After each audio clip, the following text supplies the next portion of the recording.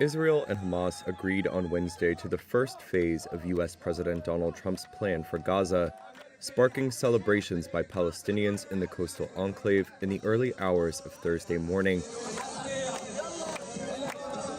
The agreement, reached through indirect talks in Egypt, comes just a day after the second anniversary of Hamas militants' cross-border attack that triggered Israel's devastating assault on Gaza.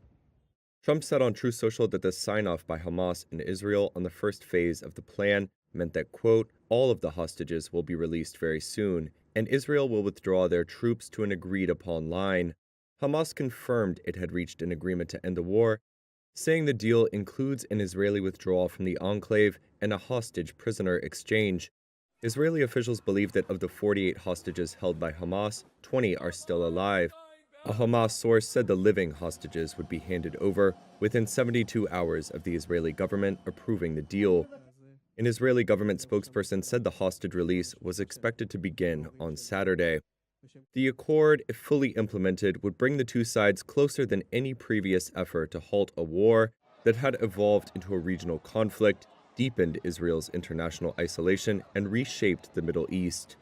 However, as has been the case with previous peace efforts, crucial details are yet to be spelled out, including the timing, a post-war administration for the Gaza Strip, and the fate of the Palestinian militant group Hamas.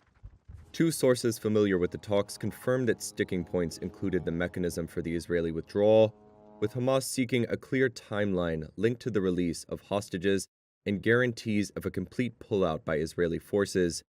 The next phase of Trump's plan calls for an international body led by Trump, and including former British Prime Minister Tony Blair, to play a role in Gaza's post-war administration. Arab countries which back the plan say it must lead to eventual independence for a Palestinian state, which Israeli Prime Minister Benjamin Netanyahu says will never happen. Hamas has said it would relinquish Gaza governance only to a Palestinian technocrat government supervised by the Palestinian Authority and backed by Arab and Muslim countries. It rejects any role for Blair or foreign rule of Gaza. Hamas has also so far refused to discuss Israel's demand that Hamas give up its arms. A Palestinian source close to the talks said Hamas would reject that demand as long as Israeli troops occupy Palestinian land.